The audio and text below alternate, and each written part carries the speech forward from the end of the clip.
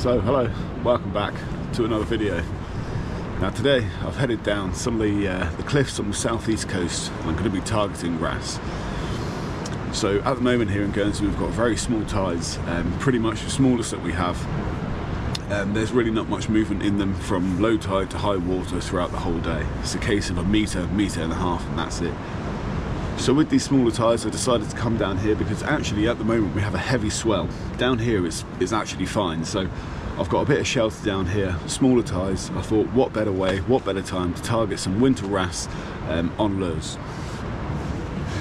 So sorry about that, there's a couple of kids down here fishing, they just come over to say hello. They've been going up and down the coast targeting bass and wrasse as well. Now, as I was saying about the rigs, I've just had to use what I had at home basically. I could have really done with going to the tackle shop, but I didn't really have time. So I'll explain a bit about the rig in a little while. I want to get fishing straight away. Let's see if we can target some beautiful winter wrasse today. And yeah, let's get a lure in the water and go for it. So I'm going to start by fishing this deeper water.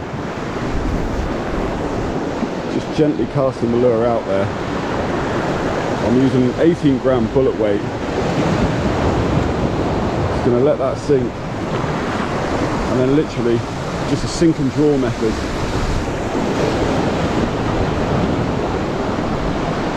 I've got my drag set really tight because when you get hit by these wrasse you want to get them up and out the rough ground as soon as possible. So I've got a nice bright lure on there to start with. So the water's pretty murky.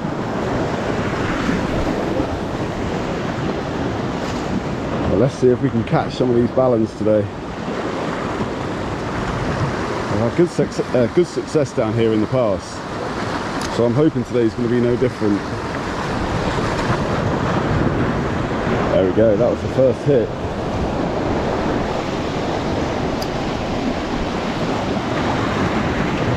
That was right in close there.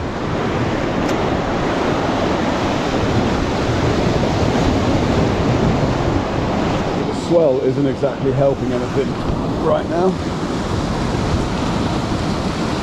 As we're approaching high tide, it's just picking up a little.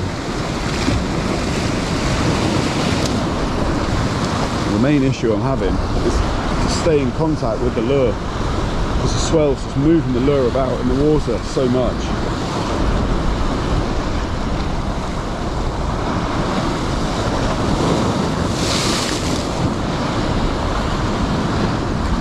I'm going to keep on trying, see if I can find those little sheltered pockets where the water's a lot less turbulent.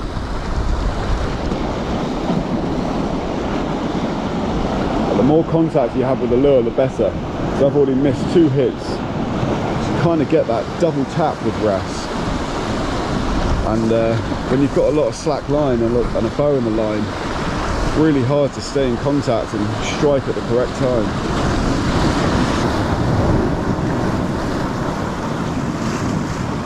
Oh, come on. That was a good hit, that. It's not a beast, but no, it's not a beast at all. But it's a wrasse. Just like I was saying about that double tap. Oh, come here, mate.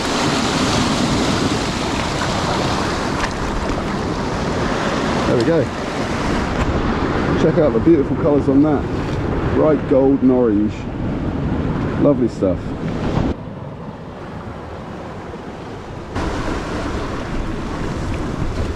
So first one down. Absolutely inhaled that lure. A lovely colour, that wrasse.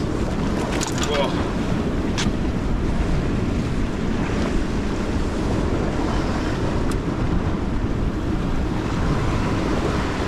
These things have got super sharp teeth. There we go. He's probably going to kick off. But a lovely start that. Nice ballon wrasse. Let's get it back.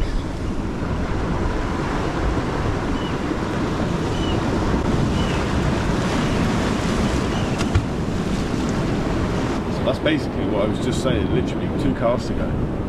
Just trying to find those little areas where the water's a bit stiller.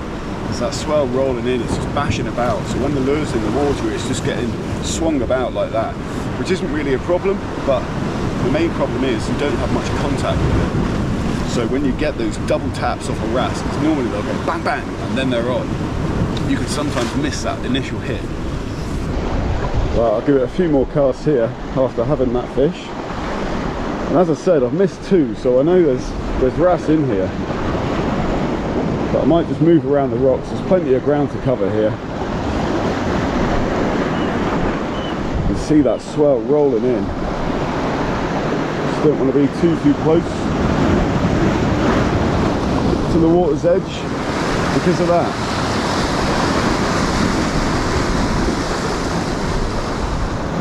I'm getting nibbles. That was a small fish though. We had to go twice, pecking at the back of the lure.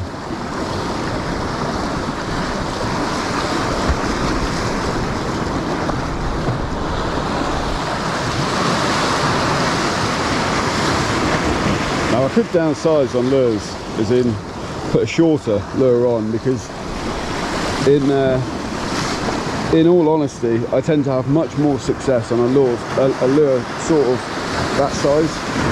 Just literally 1.5 inches, 2 inches.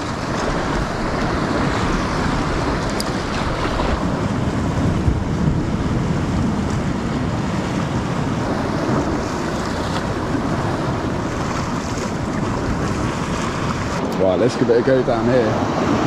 Now this bit here, if I remember rightly, I've not fished down here in a couple of years, but there's a big ledge, which, if you can time it right and get that lure to just hover near that ledge, I've had some cracking takes out of there. Now the downside is, it is very easy to lose gear. So I've started off by just casting further out than I need to, because that swell's going to push the lure in. And if I get any takes, I expect them to be really close in to the rocks. I've tightened my drag a little more because really got to get it up and out of there. Now that could have been a hit. Wasn't sure if I hit the rock then or if that was a little wrasse, but could have well been a fish. That was a hit straight off the bat.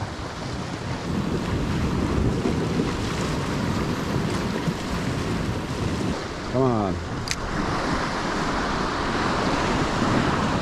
So no matter which little area I choose to fish, just can't get away from that swell. But it makes things a lot more exciting. Challenges in fishing are what makes it worth coming out for. You never want it to be easy. So I can tell you what, certainly hard work. Now, I've had a fair few missed hits, and what I've decided to do now is I'm going to snip this lure down. Now this is probably what, I don't know, 2.5, 3 inches long. I'm literally going to snip it down into just over 1 inch. So what I'm left with is just the little paddle tail lure there. And I'm going to slide this back onto the hook. Now ideally I'd really like weedless lures, but as I said before, I just haven't had time to go and get the correct tackle, so I've just used up bits and pieces I had at home. But there we go, just a tiny little lure on a small hook there. Let's get rid of the rest of that body. I'm going to try in this little cove bit here, and hopefully we can hook some more. There's quite a bit of weed floating on the surface around here. Not exactly ideal, but we'll give it a go.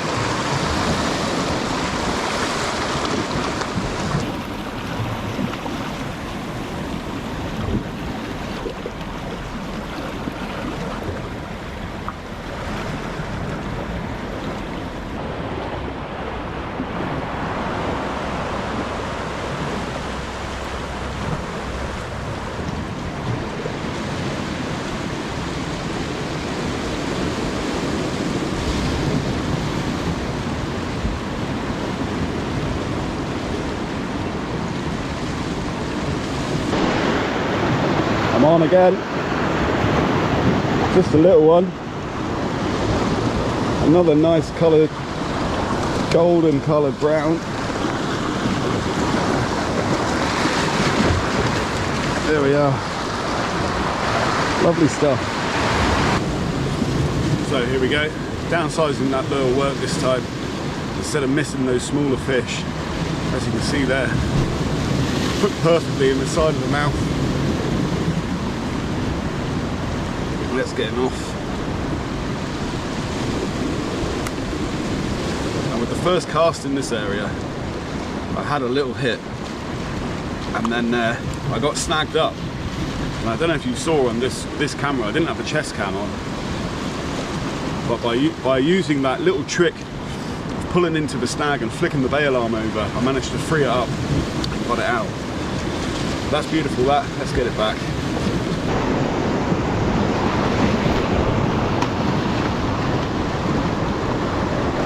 Right, let's get back in there. So I've come to the bit where I started off fishing here, and I was hoping with that tide just dropping a little bit, the swell would have eased slightly, but it's still rolling in here. Now it has got a little bit shallower, but literally by like, I don't know, a foot or two. That's why I very nearly lost that lure just a second ago. Fortunately managed to get it back. So I'm still just trying to keep in contact as much as I can with that lure, feeling where it's going and how fast it's dropping. Oh, there we go, that was another snag, see?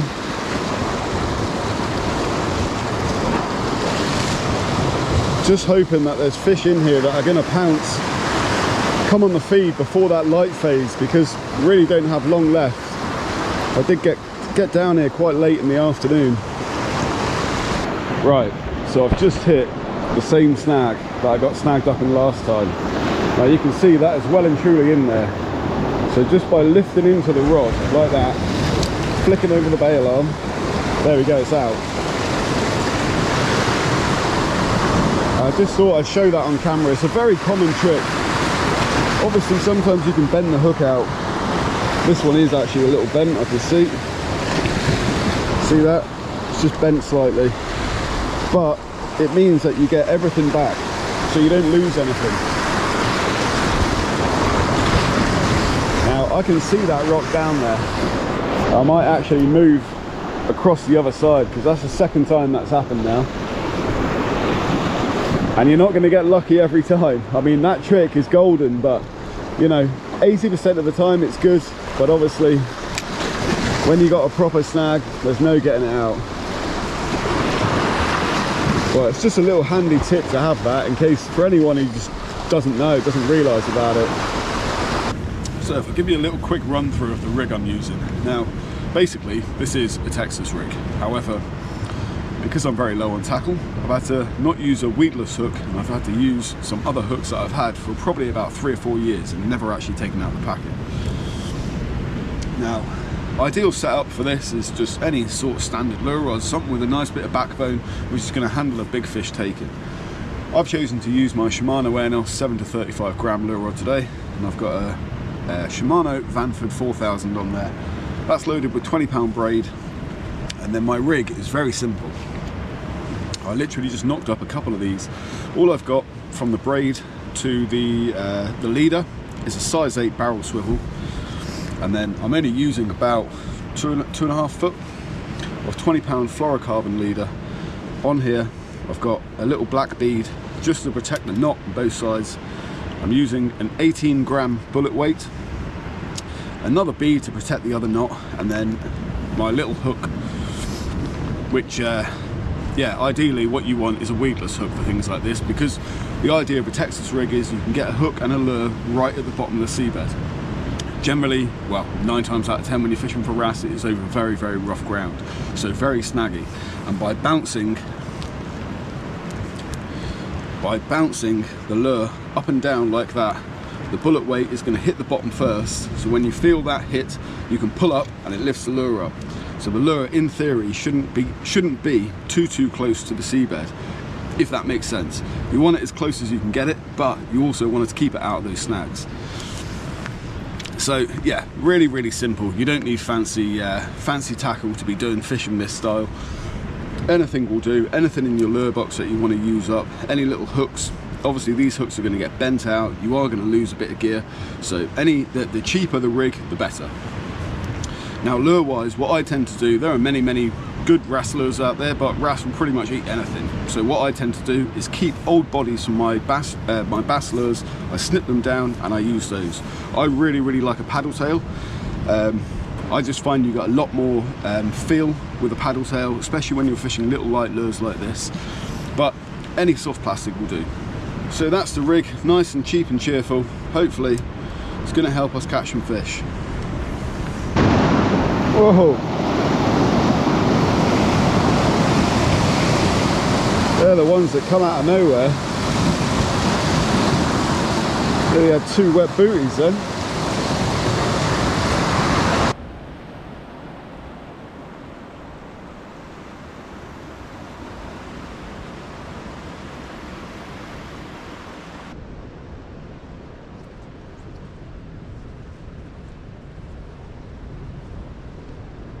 Right, well that's going to do it for me today. Now first things first, I apologise for the lack of fish, but in fishing that's just how it goes sometimes. We had a few finicky bites, a few smaller wrasse going for the lure, but the main issue today was definitely 100% that swell. Now yesterday I went out with Jay, we went bass fishing, and although we got small tides, we thought because of the swell it'll be great. We actually struggled to find a place we could actually fish properly. The swell was so big. Today it's dropped off, and in the next couple of days it's meant to get even bigger. So that's why I decided to come down here today, hopefully to get out of that swell. At least we got a couple of fish to show for it though. What an absolutely stunning evening it is. We're coming towards the end of January now, and had some nice settled weather the last day or so, although there's a storm coming on Monday. It's currently Saturday today, there's a storm coming on Monday and it's looking horrendous throughout the whole week. So I'm glad I got a bit of fishing time in today. It wasn't the best session in the world, but as always, it's just so much fun, so lovely to come out. So on that note, I hope you've enjoyed this video. Again, sorry for the lack of fish, but we didn't blank, so that's a bonus. Now, if you've enjoyed this video, then please hit the like button. Thanks very much from me, and I'll see you on the next one. Right, let's go attack these steps then.